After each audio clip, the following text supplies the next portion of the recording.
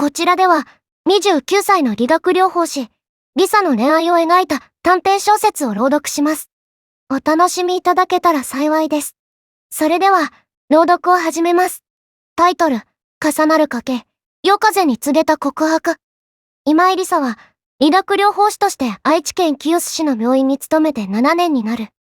就職したばかりの頃は、慣れない業務に追われ、患者との関わり方に戸惑い、夜ごと自分にこの仕事が向いているのだろうかと不安で眠れなかった。そんな彼女に何度もさりげなく声をかけてくれたのは、8歳年上の腰の主になった。頼れる上司で、患者やスタッフからの信頼も厚い。リサの仕事にくじけそうになるたびに、短い言葉で支えてくれた。焦らなくていいよ。君はちゃんとやれてるから。患者さんも、君の気持ちをしっかりと受け取ってるよ。患者さんの表情を見ればわかる。腰野の優しい言葉に何度救われたかわからない。彼の真摯に患者に向き合う姿勢も、部下への気配りも、リサにとって憧れそのものだった。そして気づけば、リサの中には恋心が静かに芽生えていた。しかし、その思いは決して実ることはなかった。数年前、腰野が結婚すると職場で報告をされた時、リサは衝撃で言葉を失った。指輪を見せながら子供も生まれるんだと嬉しそうに笑う姿に、祝福の言葉を返しながら、心の奥で涙を流していた。もう忘れなきゃ。何度そう思ったことだろう。それでも、同じ職場で顔を合わせ、患者について意見を交わす時間の中で、感情は簡単に切り離せなかった。29歳になったリサは、友人からしばしば小言を言われる。リサ、いい加減、新しい恋を見つけなよ。いつまでも報われない片思いをしてる場合じゃないでしょ？わかってる。口ではそう返しつつも、心は追いつかなかった。そんな折、職員の交流会が開かれることになった。バーベキューと飲み会を兼ねた野外イベントの気楽な集まり。リサは久しぶりに心が弾むのを感じた。交流会当日、夕暮れの河川敷。炭火のはぜる音と肉の焼ける匂いが漂う。ワイワイと賑やかな声が響き、リサも自然と笑みを浮かべた。紙コップのビールを片手に、普段は話す機会の少ない部署の人たちと会話を楽しむ。ふと視線をやると、腰野は同僚に囲まれて笑っていた。子供の話をしているのだろうか、手振りを交えて楽しそうに語っている。その姿を見ただけで胸が締め付けられる。けれど今日は不思議と涙は出なかった。ただ好きだなと改めて思う気持ちが静かに自分の中に広がるだけだった。リサちゃん、飲んでる？声をかけられて振り向くと、腰野は紙皿を差し出していた。焼きたてのトウモロコシだ。主任こそ結構飲んでません？お酒強くなかったですよね。あ、うん。でも、こういう場は楽しいから、つい。それに、家も近いし。お宅が近いのは分かってますけど、大丈夫。俺が潰れても、みんなが俺を運んでくれるから。みんな、人を解放して運ぶのは慣れてるでしょ。ちょっと腰野さん。それ、理属療法士の使い方間違ってますから。リサは軽く腰野の肩をはたく。そんな小さな接触も、リサにとっては勇気の必要な行動だが、腰野はまるで気にしていない様子だ。腰野の顔を見ると、顔は真っ赤になっていた。珍しいなと思いながらも、リサは笑顔を返す。短い会話だったが、それだけで胸が熱くなる。やがて夜も更け、交流会はお開きに向かう。だが、その頃には腰野はかなり酔いが回っていた。足元もおぼつかず、同僚たちの心配そうに声をかける。腰野主任、大丈夫ですか？仕方ない。みんなで主任を送るか。みんなすまんな。歩けないこともないけど、会話も歩く姿勢もおぼつかない腰野の姿を見て、結局、数人で彼を家まで送ることになり、リサも自然な流れで加わった。街灯に照らされた夜道を、腰野を両脇から部下の一人とリサが支えてゆっくりと歩く。リサが腰野の腕を肩に回すと、重みと体温は直に伝わってきて、心臓が早金を打つ。リサちゃん、ごめんね。こんなところ見せて。腰のをかすれた声でつぶやく。いいんです。たまには主任だって疲れるでしょう。いつも私たちを助けてくれてるんですから、こんな時くらい私たちに甘えてください。リサはそう言いながら、心の奥で葛藤していた。街灯の下に映る二人の影は、まるで寄り添うように一つに重なっていた。リサはその影をじっと見つめる。このまま何もせずに終わっていいのだろうか。玄関まであと少しというところで、リサは決心した。越野主任。小さな声で呼びかけ、彼の耳元に顔を寄せる。私、ずっと、好きでした。言葉は夜風に溶けるように消えた。返事はなかったけれど、ただ一瞬、越野が目を細め、微笑んだように見えた。その微笑みだけで十分だった。その笑みが、リサの心にそっと幕を下ろす合図のように思えた。やがて玄関先に到着し、同僚がインターホンを押す。中からはいと明るい女性の声が響き、玄関灯がついた。幼い子供の笑い声まで聞こえてきて、リサは胸が締め付けられた。同僚に軽く会釈をし、リサは静かに背を向ける。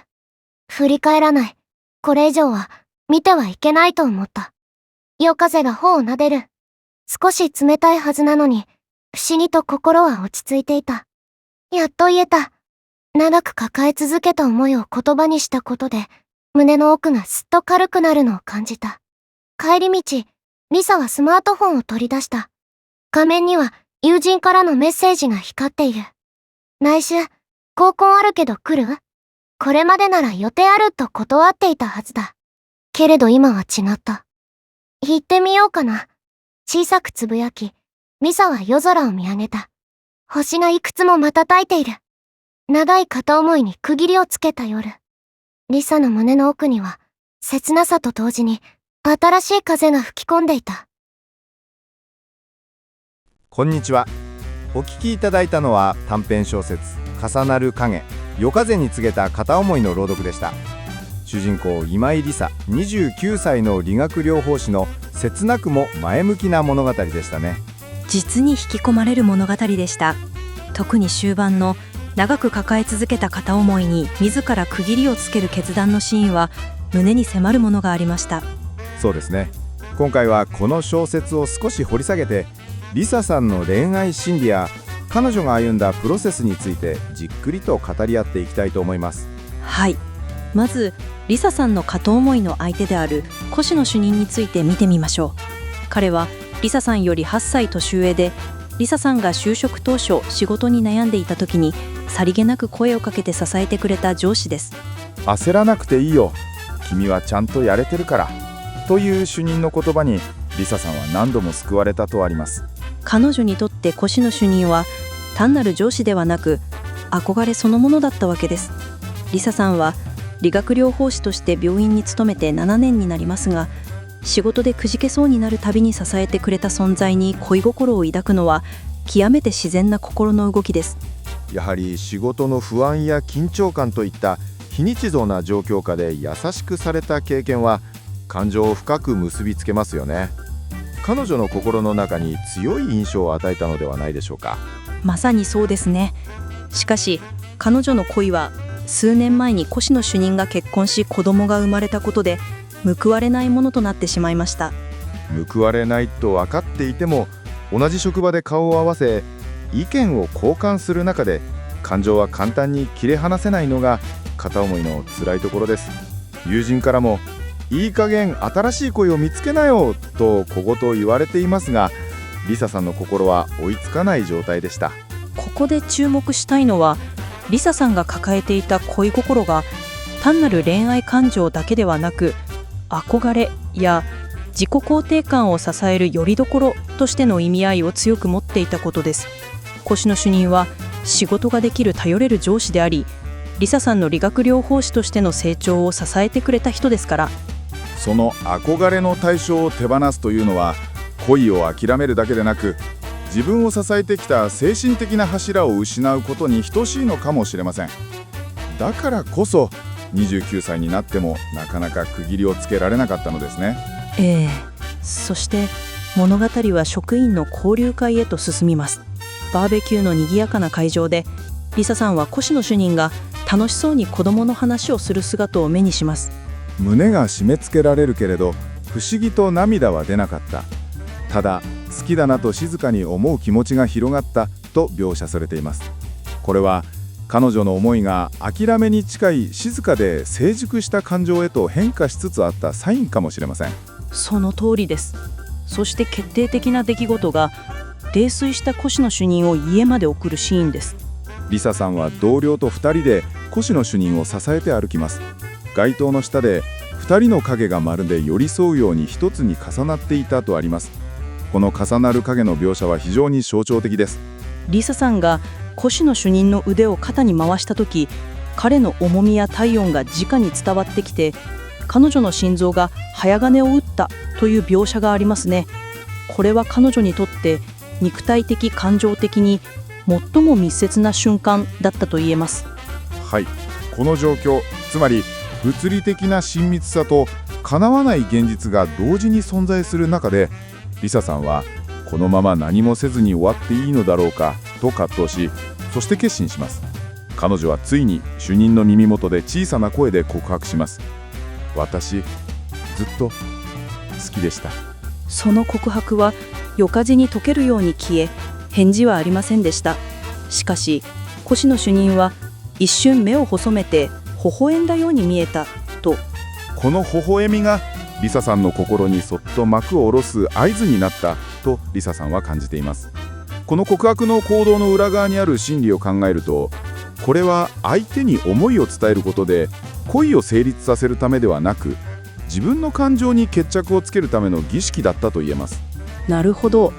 つまり彼女は越野主任の反応を求めたのではなく、自分自身のために言葉にしたのですね。だからこそその直後、玄関先で奥様や子供の笑い声が聞こえても静かに背を向けることができました。そして頬を撫でる夜風は冷たいはずなのに、心は落ち着いていた。長く抱え続けた思いを言葉にしたことで、胸の奥がすっと軽くなったのを感じたとあります。これは自己解放のプロセスが完了したことを示しています。報われない片思いというのはエネルギーを使い続けますからね。そのエネルギーから解放された瞬間だったのでしょう。そして物語の結末です。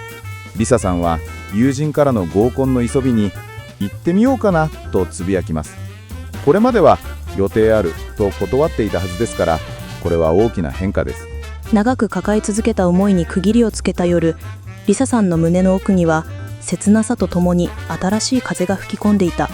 彼女は越野主任という過去の支えから卒業し、自立した一人の女性として次のステップを踏み出す準備ができたということですね。その通りです。